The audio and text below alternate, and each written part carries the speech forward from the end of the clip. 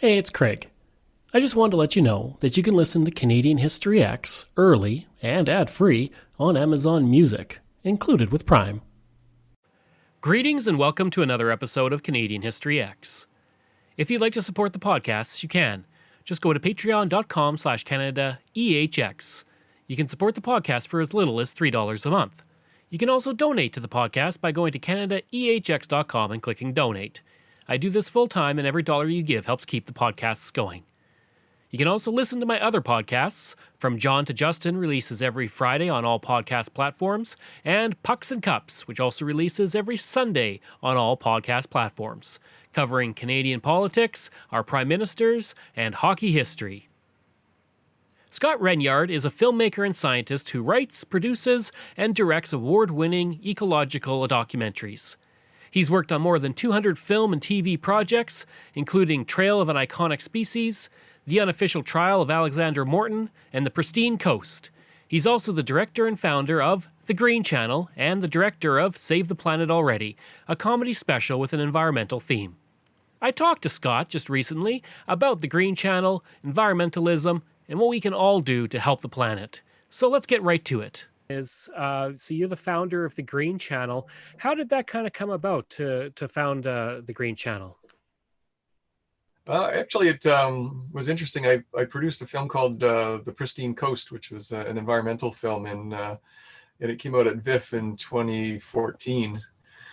And around that time, I was noticing that it was getting harder and harder to place my films anywhere. It just seemed like the traditional places were just disappearing. And I thought, well, maybe I have to go direct to the audience. And happened to run into somebody that said, well, why don't we set up a platform for you? And that's kind of where it started. And I realized after that a lot of my environmental filmmaking friends were also struggling to place their content. And I thought, well, why not create a niche channel that focuses on the environment and try and create a bit of a hub so that these filmmakers would have a place to broadcast their films.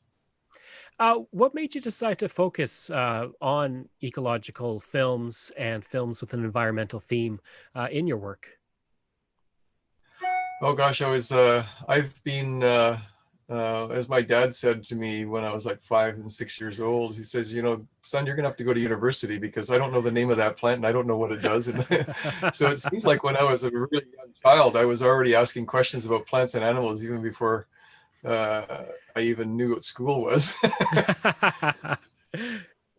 And so what are some of the films you've worked on? Is there any special one that kind of that's really important to you, that was not only just maybe nice to work on, but has a really important message?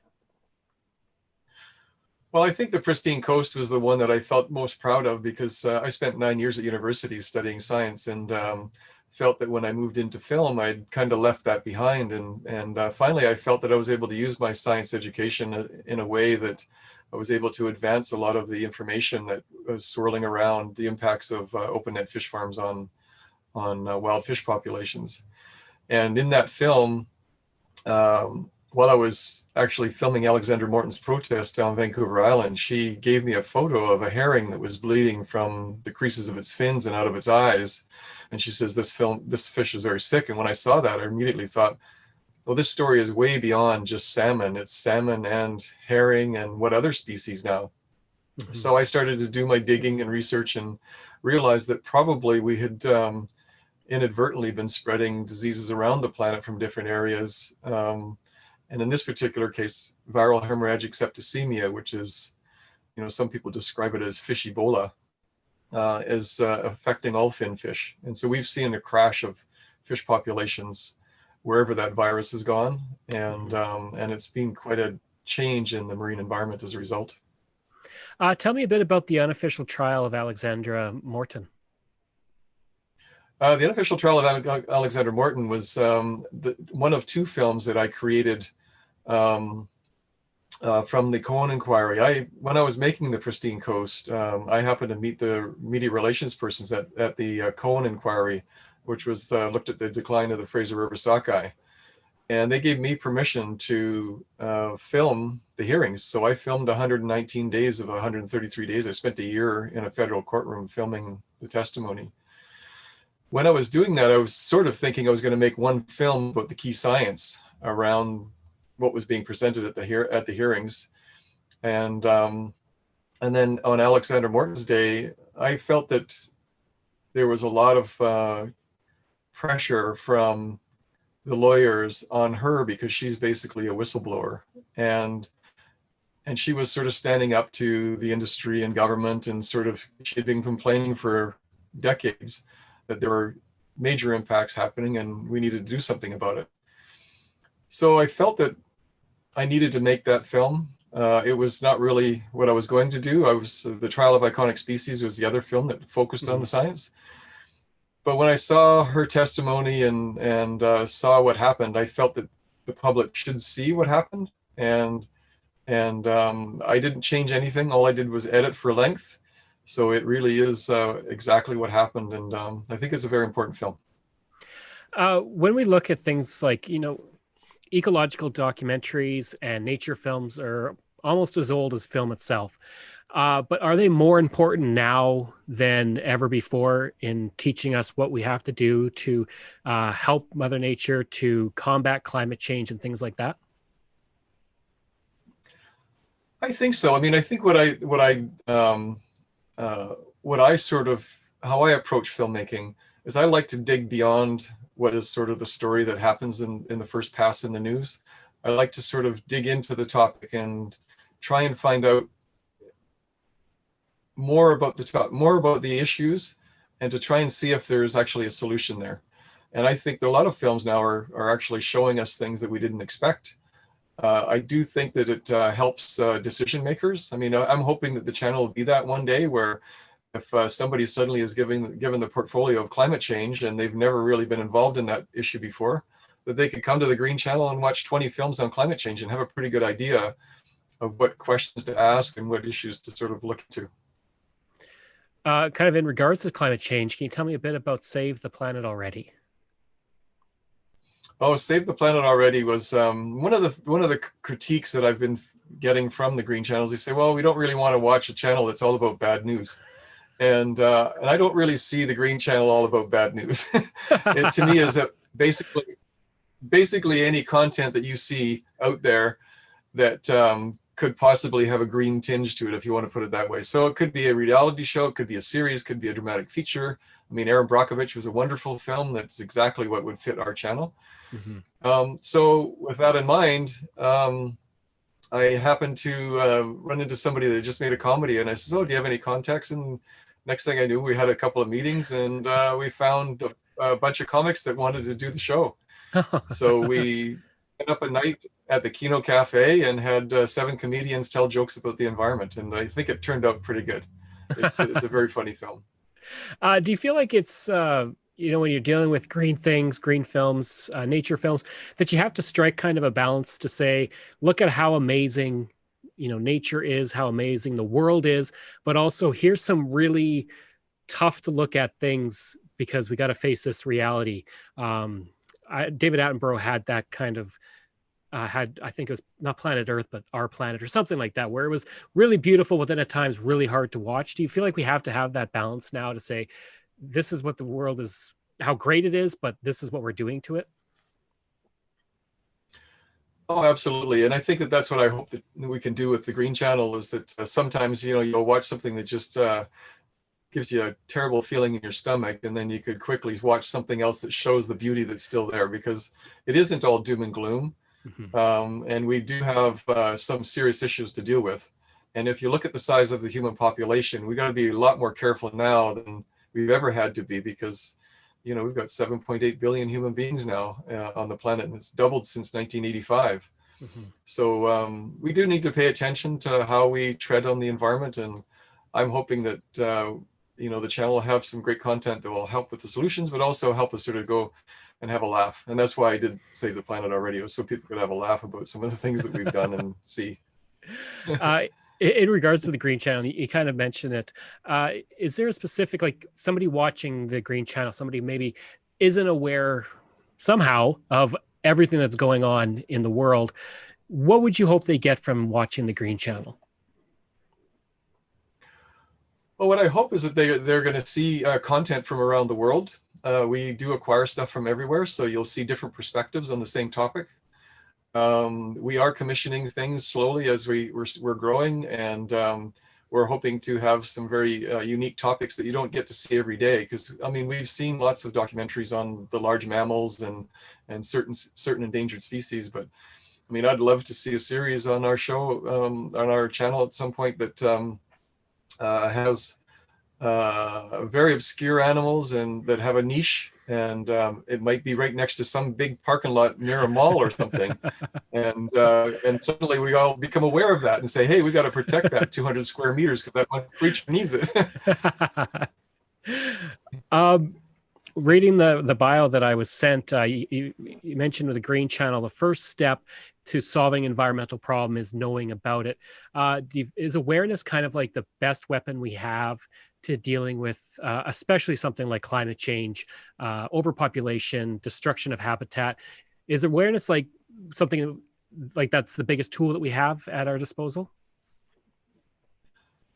I think so. I mean, obviously, you want the science and everything else to follow, and sometimes the science is way ahead of us, and the public doesn't know, and the scientists need the support. So if the public knows and they're supporting what the scientists have already found, that helps push forward maybe changes in legislation. Or, I mean, with the Pristine Coast, when I made that film, I was at a screening, and Finn Donnelly, one of the MPs, happened to come to that screening, and he said, can I have copies of your film? And I said, sure. How many do you need? And he says, well, 50. And I said, why do you need 50? He says, I'm going to Ottawa. I'm going to give it to every single politician. They need to see this film. So to me, that was sort of proof in the pudding that, and after that, I remember going to another gathering, and the Minister of Fisheries was there. And as soon as I said my name, he says, you don't have to tell me I've seen your film. So I know content can have an impact. It does help our decision makers, and I see also it helping our businesses. I mean, business people seeing what's discussed in the area that they might be doing resource extraction or whatever business they have, they might be able to mitigate their own business and start to steer it in a direction that can be helpful and stay out of the way of maybe a big problem that's coming their way. Mm-hmm. Is it kind of hard to, people will see something, say, on the Green Channel and go, oh my goodness, that's horrible. I can't believe that's happening. Is it hard? Is it like kind of feeling like beating your head against the wall to say, this is what's happening? Because people have their short attention spans. They go, oh, that's so horrible. Anyways, I'm going to focus on this over here now. And maybe they don't think about that as much anymore. Is it hard to kind of keep that, telling people this is what we got to do, and keeping their interest and keeping them committed to dealing with things like climate change is a perfect example. We know it's an issue. We know it's something bad, but so many people aren't doing anything about it. Well, I mean, everybody has their lives to live, and we all have very busy lives, and it's very, very difficult to stay focused on it all the time. And I understand that. I mean, it is hard because sometimes, because I'm very passionate about it, and my life's work is surrounded in it. I like to sort of tell people, if you don't have the time, look at supporting a charity that maybe is working on it. Look at supporting a particular person that's trying to defend a particular species. Even subscribe to something like the Green Channel, and you can simply by watching these films and lying on the couch watching these films, you're helping the environment, because I'm supporting the environmental filmmakers that are telling those stories. Mm-hmm. So every little bit of that, whatever it might be, does help.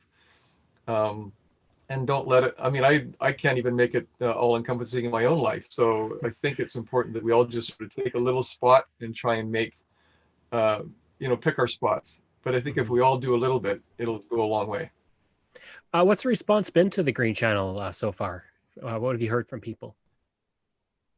The response has been pretty good. I mean, I think our biggest issue is actually letting people know it's there, because we ran an ad on CKNW for a month, and it was a great ad. We got lots of response and everything else, but people were saying, so how do we find you?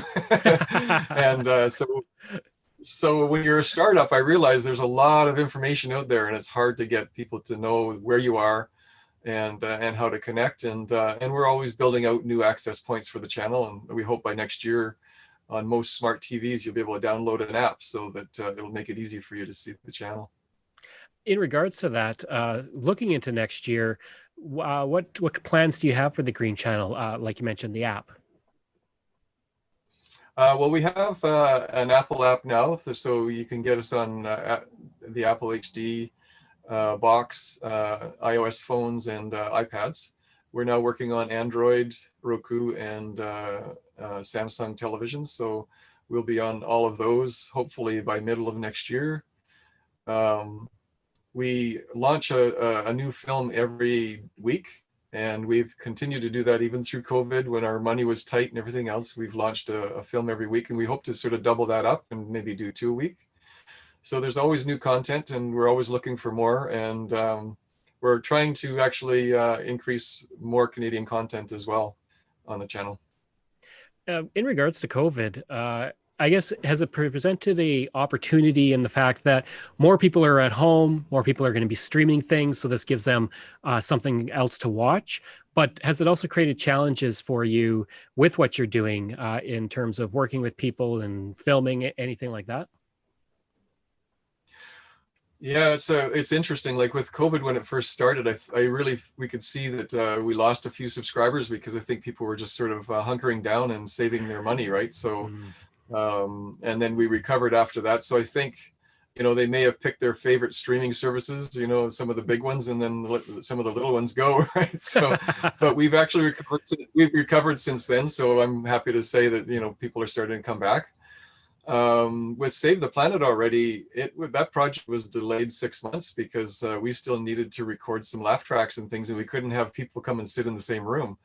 So we had to find a family that was in the same bubble, and it was quite interesting trying to get that last little piece so we could finish the film off. So our documentaries can continue to work on those because everybody works in isolation. The editors in one building, and I'm at my office, so we've been able to sort of keep those going. But in terms of anything that requires groups, it's very difficult. And I'd like to do a sequel to Save the Planet already, but I don't think we can do it right yet. Not quite yet, no. And just my last question. So if people are interested in the Green Channel, where can they find it? Where can they maybe get in touch with you? How do they subscribe? Just everything that people can do to kind of find these great films and series and everything. Well, if they come to www.thegreenchannel.tv, so that's T as in television, and it's very easy to subscribe. We have a free month, so you sign up, you can actually test it out and see if you like the service, and you have a month to watch things, and we hope you stay. You can also go on to our Apple app and sign up through the Apple app as well. So that's the way you can find us now. And then we hope that people will go to our website and watch for the new connections that we have coming up in terms of the Android and Roku and that sort of thing. Yeah, we got a free month. So take advantage of it. Yeah, absolutely. There's, I think a lot of the streaming services now have shortened their free period to 7 days, but I feel it's important for people to get to know us and test us out. And we hope that they come and stay. I hope you enjoyed that interview with Scott, and if you did, please leave a rating and review. If you want to reach me, you can. Just go to craig@canadaehx.com. You can also visit my website where you'll find hundreds of articles on Canada's history, as well as all my podcast episodes. Just go to canadaehx.com. In addition, you can support the podcast like I said. Just go to patreon.com/CanadaEHX. Just like all of these wonderful patrons have. Phil Maynard, Pamela Elder, Shannon Marshall, Clinton Martinez, Dimitri Chauve, Aaron O'Hara Myers, Robert Dunseith, Todd Casey, Catherine Roy, Luke S., Vic Hedges, JP Bear, Jason Hall, Spencer M., and Iris Gray. You can find us on Facebook. Just go to facebook.com/CanadianHistoryX. You can find me on Twitter. My handle is Craig Baird, CraigBaird. And you can find me on Instagram. Just search for Bairdo37.